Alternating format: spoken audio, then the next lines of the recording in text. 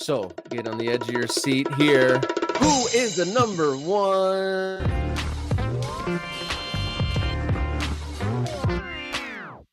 Morning Kickaround, checking back in with the Midwest Premier League, the summer domestic league run and founded by its members clubs. And to see the progress, who's rising, who's falling this summer, the summer of 2026, we got Garrett Pog from the league to help us explain the players that have had outstanding Junes, as well as the teams rising and falling on the power rankings. How you feeling, Garrett? I'm feeling great. Glad to be here once again with you guys. All right, let's get stuck in. We're in the business end of the Midwest Premier League. We have 3 conferences across the Midwest to get stuck into. So let's check in. I'm most familiar with the Great Lakes Conference and our player of the month, Ahmad Hamad. Tell us about the best player of the month in June 2026 from the Great Lakes Conference. Well, if you know anything about the Great Lakes, you know Ahmad Hamad is a name to, he's a force to be reckoned with. Unfortunately, Cedars FC hasn't really had the season that they dreamed of having, but Ahmad Hamad has been the one that's been carrying them to their wins. They had a 2-3-1 record throughout this past month. But he's had, 7 goals, 2 assists, including a brace against Futsal Factory Academy. Just someone who's always, a dominant force, can play in the midfield, can play up top as well. Ahmad Hamad, he won a player of the month last year as well. So this is not unfamiliar territory for him. So he'll be receiving another Olive and York jersey this year. Oh, beautiful jerseys there, Olive and York. And that's surprising that Cedars FC has fallen, because I've covered them in years past and they've always been quite outstanding. What's changed there? I do know that they have a new coach. I also think that the Great Lakes Conference, the Great Lakes East Division, all besides FC Pontiac, is all just kind of like trading blow for blow. There's been a lot of draws. There's been a lot of teams that just can't separate from each other. FC Pontiac has been the one team that's kind of separated from the pack, and we'll talk about them later in this conversation. But I think Cedars is just kind of getting caught up in the mix like every other team in the East. Yeah, 3 conferences in the Midwest Premier League, all of them with a little bit of a competitive or competition format changes. So we'll get to that. There's some pro rel in some of them, and there is a championship game in others. But congrats to Ahmad Hamad in the Great Lakes Conference. Moving over to the Heartland. Tell us about Antonio Pinto and how he's doing. Antonio Pinto for Bavarian United FC up there in Wisconsin. Had 4 goals, 2 assists this past month. Bavarian United had a 4-0 win against Cedar Rapids Inferno earlier in the month as well. Just a force to be reckoned with. At least the team is in general, and then Antonio Pinto has been their top striker, so it seemed fitting to give him Player of the Month. Well, congratulations to Antonio up there. Bavarians up in Wisconsin. You ever been up to Wisconsin there, Jason? I have not been to Wisconsin. I would like to visit Wisconsin. I hear it's beautiful. Obviously, I know there's some really good soccer being played in Wisconsin, and Bavarian is obviously one of those, an example of what's happening in that state. The Heartland, that's Wisconsin's in the Heartland, guys. We're all sure about. I'm just kidding. Midwest is a big place, and I guess that's the Heartland of the Midwest. Yeah, it's one of the key and notable features of the Midwest Premier League. There are brand new teams. Essentially, the league has served as an incubator of sorts, but there's also legacy teams like Bavarians that have been doing this for generations. Plus, switching to one of the newer conferences in the Midwest Premier League, we're going to the Gateway. Robin Van der Waal. Yeah, up in the Gateway, AFC Columbia. They had 16 different goal scorers this past month, and they've been one of the premier teams out there. Yeah, I know. They've been one of the premier teams out there in the West. What's so impressive about AFC, and I can talk about them a little bit more as this conversation continues because they're high up in the power rankings as well, is the fact that they're so separated from the Gateway West, which is mostly a collection of Kansas City-based teams. And they are having to travel, halfway across Missouri in order to play their away games. Robin Van der Waal leads their team with 5 goals, 4 assists. He's been, I keep saying a force, but he's That's just what he is, man. He's a dominant force, and AFC Columbia has played very well this past month. So yeah, he's the player of the month for the Gateway Conference. Can I just say I love the jersey sponsorship? I think that says frozen custard there. I think Yeah, that's what I'm looking at. yeah, That's not a yep. thing that we have in my part of the country. So that screams Midwest to me. I love it. Yeah, frozen Absolutely. custard stand. It's a good ice cream alternative there, but this also speaks to, you're talking about how the Gateway Conference is split into two different divisions, and that kind of speaks to the hyper locality of the Midwest Premier League, right? Yeah, it's a big focus and key of ours to make sure that each team, that when they're playing on the road, they're not traveling, I don't know, hundreds and hundreds of miles in order to play their road games. We want every team to kind of be in the same area. So Gateway East, mostly a collection of St. Louis-based clubs. There's some Iowa teams in there as well, and then the Gateway West is mostly Kansas City-based teams. But with AFC Columbia, with Columbia, Missouri being like right in the middle of the state, it's kind of like, all right, do we put them in Kansas City? Do we put them in St. Louis? And Kansas City felt like the most fitting option for this club, who's been around in the league for a couple of years now. All right, congratulations to the players of the month, and I hope they enjoy those kits that they get for that award. So we talked about the outstanding players of June in the three conferences across the Midwest, and now we're going to get into the power rankings, and this really is the heart of the season here, the end of June going into the beginning of July. And there's some surprises on here. So I'll bring up the June 2026 power rankings of the Midwest Premier League. Get us started here, Garrett. What are we looking at? We'll start with the folks who received votes but did not make the top 10. Chicago Soccer Academy, still undefeated in Heartland Division II, trying to earn promotion. But they didn't play any games the past 2 weeks. So they're at the moment right now where, once they can start building some more momentum, they'll have some more recognition from the voters. Tulip City United SC, a lot of Tulip City fans who are not pleased with this. To be quite frank, places 8, 9, 10, and then Tulip City were like razor thin margins, literally one vote apart each to separate who earned their place and who did not. Tulip City United has had a fantastic couple of weeks. They're 5-2-1 on the season, had great wins against two teams that are in the top 10 right now, Goshen City and Lansing Common.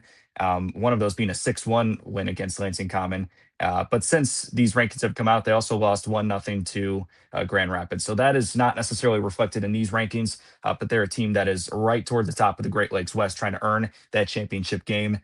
It's shocking to me that they did not make the top 10, but they just narrowly missed out. And so the power rankings kind of it's voted on by a panel, and it's kind of you'll see on the right-hand side of the screen there's the abbreviations for the conferences highlighted in red. And as we go through this top 10, I'd like you to explain what these teams are competing for, the formats in the different conferences as we highlight this top 10. So I also think for before, sorry, Robin, I didn't mean to step on you there, but as somebody who is not in the Midwest and is kind of still learning about Midwest Premier League, some of these teams have chosen very cool identities, but people might not know where they are. I mean, obviously we've identified, Wisconsin soccer earlier with the Bavarians, but some of these teams we might need to talk about where, and you did mention a couple of these with the divisions, Garrett, but as we go through them, let's identify where they are so people can maybe find them if they don't know they're out there. Absolutely. Yeah, supporting local soccer is great. And in any case, whether it's semi-pro or professional or et cetera, et cetera. Chicago Soccer Academy, obviously based in the Chicago area. Tulip City United out in Holland, Michigan, same place as the Holland Rovers, who are unfortunately not having their best season as well. As we move into the top 10, Berber City FC playing in the Heartland Division II. The Heartland is the only conference right now that is promotion relegation. These other conferences are competing for a potential championship game. Berber City FC is currently at the top of the Heartland Division II. Or 2A, I should say, because we have two different groups in Heartland Division 2. Group A and Group B, the top two teams in those divisions will promote themselves into Division 1, and then the bottom two in Division 1 will fall out. Berber City FC in the Chicago area as well. They've played very well the past couple of weeks. 2 wins, one against the AAC Eagles, and then the other against Sueño FC, two Chicagoland-based teams as well, and they pushed themselves into the top 10. that's wild that the in this region of the country, there's enough density and local enough to where there's not only promotion relegation, but you have subdivisions within that second division. Yeah, there was a lot of talk and conversation amongst the board of directors in the offseason about do we do Division 1, 2, and 3, and then it made more sense with the amount of teams that were added into the league this past season to do more of a pyramid style rather than a ladder, just because there's not enough teams that have had enough time with the league, for lack of a better term, to really establish themselves in the Midwest Premier League. So we wanted to give them all that fair shot in Division 2 before we established the Division 3. So well done to Berber City FC for getting in the mix there in the power ranks in the top 10. Going to the 9th spot, Great Plains FC from the Gateway West, a team I'm unfamiliar with. Tell us about them. Great Plains FC, a new team. Actually, before I get to Great Plains, it is worth mentioning Berber City and Charney Swallow, it's not Swallow. Charney Yaswal is how you pronounce that name. We covered them in the last power rankings. Yeah, I wanted to make sure we got that pronunciation right. Berber City and the two of them play. They're actually tied in points for the top of the division right now. They play tomorrow night on Friday Night Lights. So worth noting that the winner of that game may potentially be promoted into Division 1. Great Plains FC out there in Shawnee, Kansas. They are part of the Gateway West, that Kansas City area. They actually had a pretty big win last night against Woodland FC to push themselves towards the top of the division. Prior to that, they tied 1-1 against Woodland FC and then had a 3-1 win against AFC Columbia, who we've talked about already and who we'll see, a little higher up in the power rankings as well. An expansion team, a team that reestablished a new identity. I believe they had Olathe United was their former team name when they played in the Select League out in the Kansas City area. So kind of establishing a whole new identity. They're the Bison. They've played very well this season, and they've had some great wins against some of the top teams in that division. That's interesting. Some more folks getting local soccer. You said Shawnee, Kansas? Yes. Yep. Oh, shout out to Shawnee. Moving on up to the 8th spot. I know where that is. I lived in Kansas for a little while as a kid. I know where that is. They've got some good American football in Shawnee as well as some good soccer. So, yeah. Moving up to the 8th spot, a team I'm very familiar with, Lansing Common FC in the Great Lakes West. And so Lansing Common started their life out at the top of the league in the Midwest Premier League, but have been kind of just on the edge of success the last few years. They were higher on the list last time we were together, Garrett. And in the Great Lakes, there's 2 divisions, and they battle for a spot in a final. Tell us about what's going on with Lansing. I see the down arrow next to them. Yep, they were higher in the rankings last time around. They were undefeated just a couple weeks ago, but they lost 1-0 to Goshen City, and then they lost 6-1 to Tulip City United. Full disclosure, we had one voter rank Lansing Common in their top 10, and they ranked them at number 4. So that's how Lansing Common was able to edge out these teams towards the bottom of the top 10. Lansing Common, in that voter's opinion, they are of the belief that 6-1 loss was a fluke, and that there's definitely still a chance that Lansing Common can push themselves towards the top of the Great Lakes West. And it's on them to prove it, because like you said, they've been on the edge of success for so long, and they've had teams like Goshen City, who came into the league last year and was able to beat them in that head-to-head matchup and get themselves to the Great Lakes Championship match. For Lansing Common, those 2 losses obviously dropped them down a lot, and it's these next couple weeks, because I believe they only have about 2 games left in their season. It's do or die, and they're going to need some help from Goshen City in order to get themselves to that championship game again.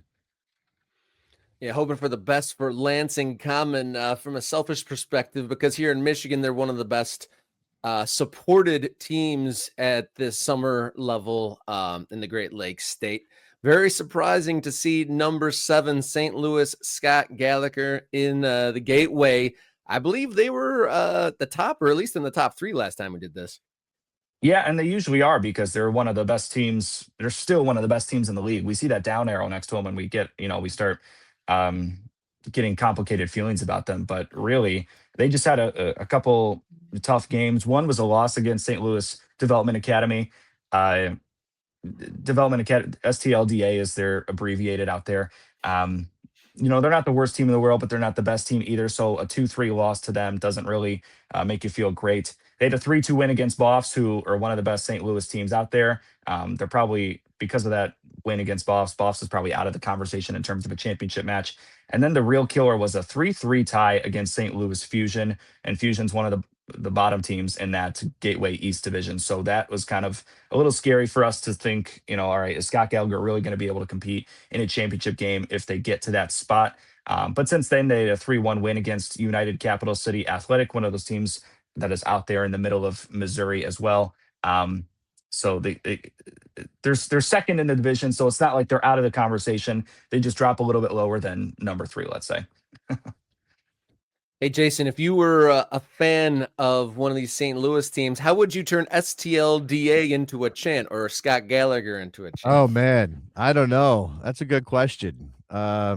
STLDA, something like that. That's very American football coded. I guess that could work, almost like a defense kind of thing, but you're a little bit more staccato on the front end. I can see that. I do like. I mean, obviously here was so we know St. Louis is rich in history in this game, right? The amount of players who have come out of the St. Louis region, the intensity of high school soccer in St. Louis is worth pointing out. To have multiple teams, in the Gateway East pop up on the top 10, it tells you just how good the game is going in St. Louis, which obviously now has an MLS team and a fancy stadium and all those things. I think that MLS team needs to improve a bit.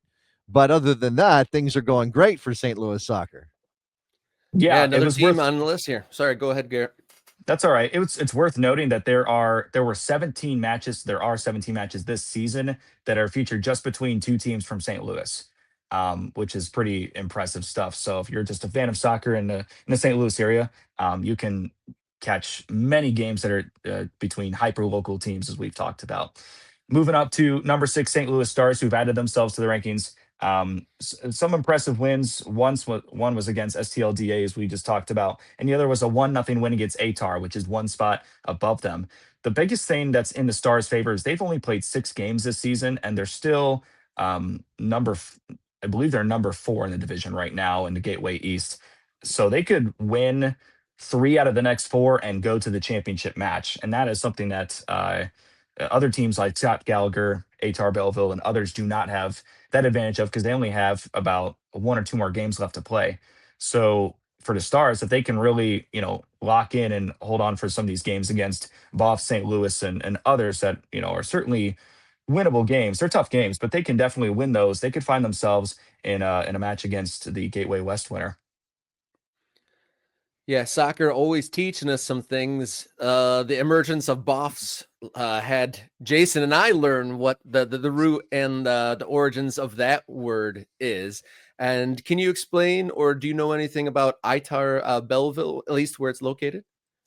Definitely in the southwest Illinois area. So it's not necessarily in that St. Louis, hyper local region, but in the Gateway East, there's some teams from Illinois, as ATAR Belleville is from. Belleville is the name of the city in Illinois. And in addition to that, some teams from Iowa, like Muscatine and others that kind of factor into that St. Louis area. It definitely looks like ATAR Belleville is representing for the St. Louis region, even if they're not directly in that on the Missouri side or a St. Louis address. So, yeah, shout out to Southern Illinois. They need as much to cheer for as they can down there. There's not a lot going on. Wow, we're taking regional shots now. What's happening? Yeah, Rob? that's a bold one. That's a bold one, Rob. I've driven through it. Okay, lovely. We can get into ATAR Belleville FC.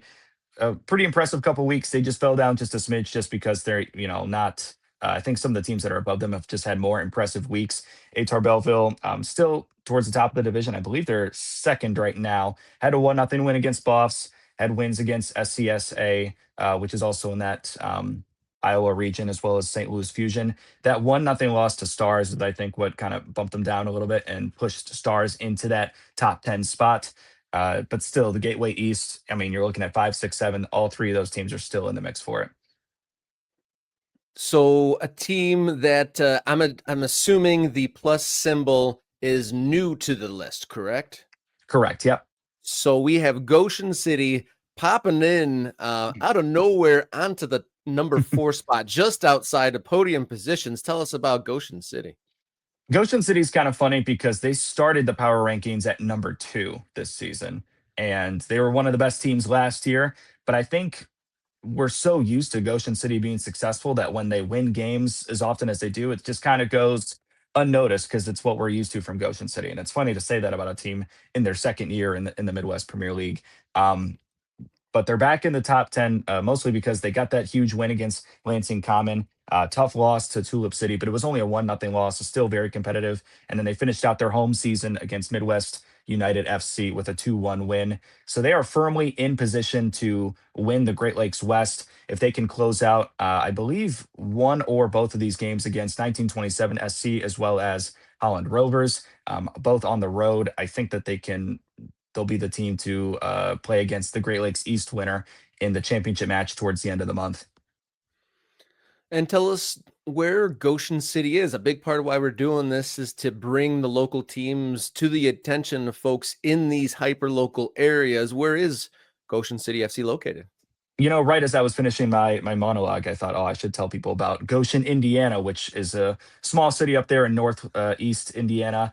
But they have a lot of love for the game, and Goshen College is a college where they recruit internationally for folks to play for that NAIA program on their soccer team.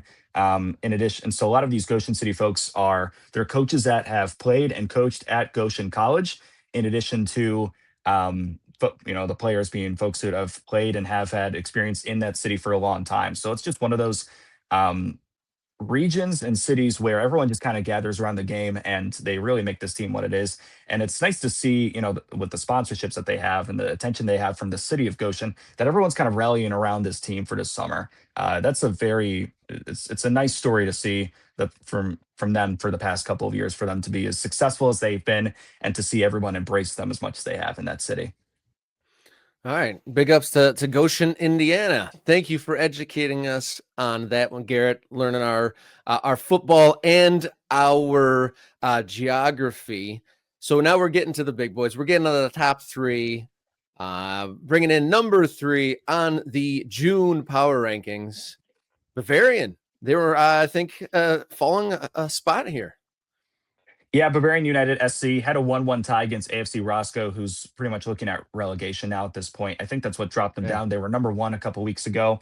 But they also, in addition to that, had a 6-1 victory against Chicago House AC. Chicago House is a name that most Midwest Premier League fans are familiar with, especially if you're, around in the Chicago area. They've been a force to be reckoned with, but House is looking at the verge of relegation as well. They got a lot of work to do before they can climb out of that hole. But Bavarian United, just not the best past couple of weeks. But we did talk about Antonio Pinto being part of that. He's the player of the month. They're still a very quality team.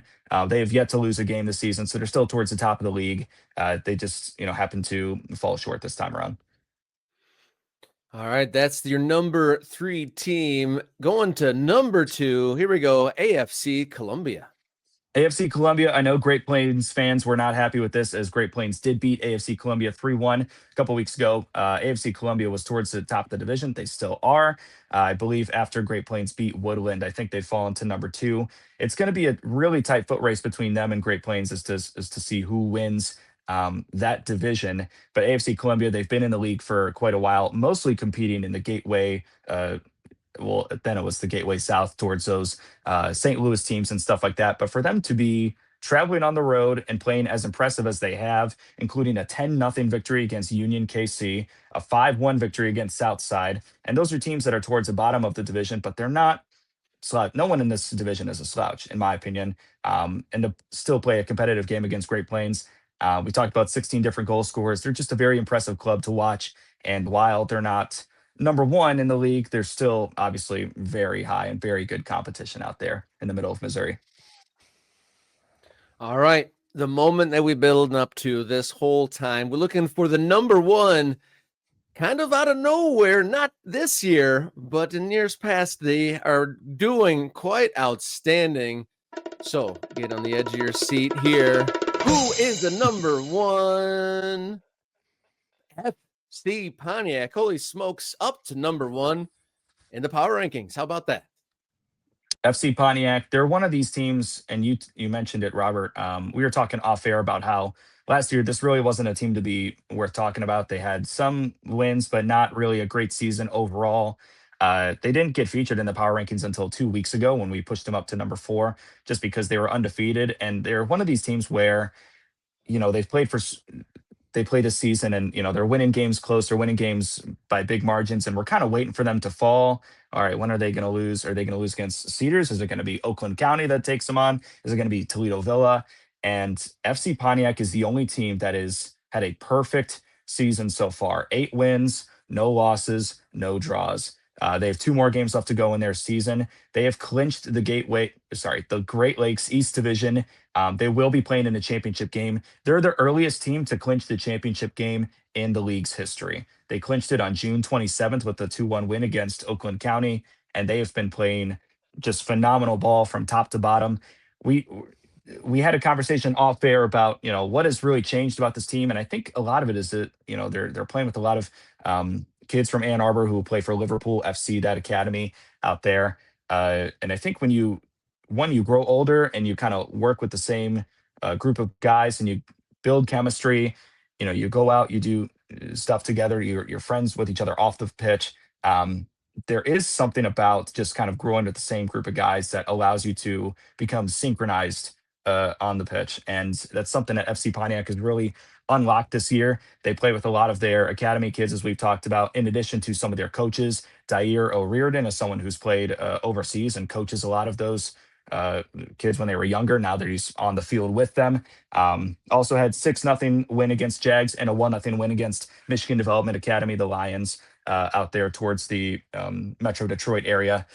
Pontiac, a city in Michigan that is often overlooked because people just kind of group it in with Detroit, but they're really putting Pontiac Wisner Stadium out there, a historic soccer field out there, really putting them on the map, and they have been playing literally perfect this season.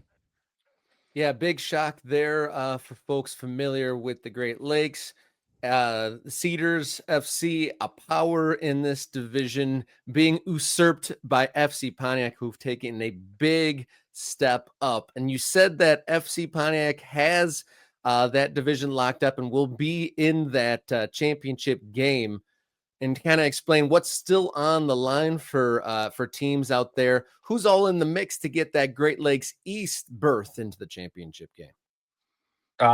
Great Lakes East is wrapped up. FC Pontiac will be that team. If you're talking about the Great Lakes West, it's really between 3 teams, and we've talked about them up to this point. Goshen City FC, who leads the division with 18 points right now, and then just behind them, Tulip City United SC, as well as Lansing Common FC. They are both tied at 16 points each.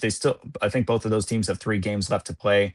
Let me confirm that. No, it's actually 2 games left to play for both of them, as well as Goshen City. So really, Goshen City has to fall in one of their final 2 matchups, and Tulip City United, as well as Lansing Common, have to kind of push themselves up. They have no games against each other for the rest of the season. So it's all about a matter of, can someone from the bottom of that division kind of steal points away, like a Grand Rapids SC, who has not had a great season, but they were able to take a 1-0 victory away from Tulip City United to kind of give them less of a chance of getting into that championship matchup. So FC Pontiac just awaiting the winner of the Great Lakes West, and that'll be played the last weekend of July, the 25th, 26th. That still has to be ironed out as of now. All right, Garrett, thank you so much for walking us through that. And we are in the first weeks of July. There is a lot to play for. Great Lakes West trying to get in that championship game. Pro rel positions, moving around, still a lot to play for. For folks curious to tune in to these games or follow, maybe discover a new local team, what's the best way to dig into their local Midwest Premier League team? I would rather I'd point you to our website, MWPL.com, and then we're obviously on Instagram, MidwestPL as well. I think that's the best place to just kind of see, all right, where are these divisions at? You look at the different teams. We actually have maps that show where each team is located throughout the Midwest. I know you guys say dot the map quite often on your program. So that's something that we are also trying to go through the entire Midwest and really just claim some of the best soccer that there is to have.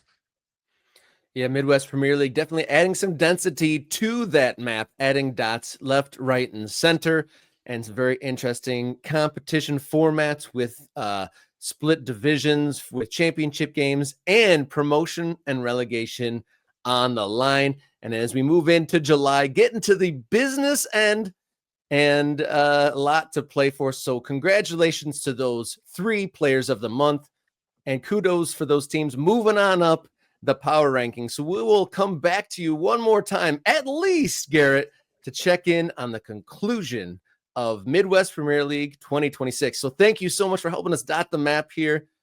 Garrett, thank you so much for your time. Thank you, guys. Always a pleasure being with you.